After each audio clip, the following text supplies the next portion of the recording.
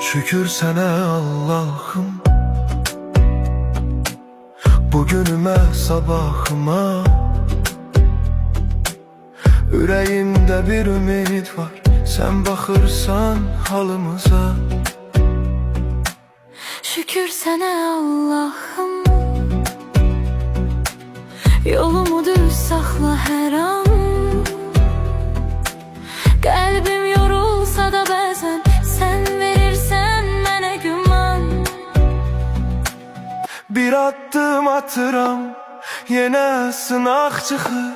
Dünya bəzən gülür, bəzən də yandırır.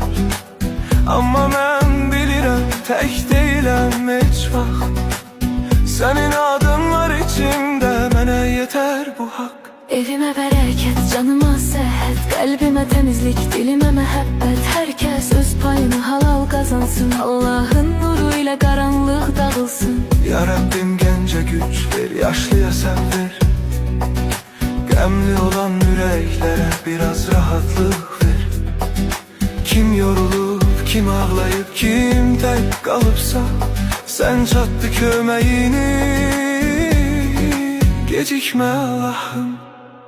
Şükür sənə Allah'ım,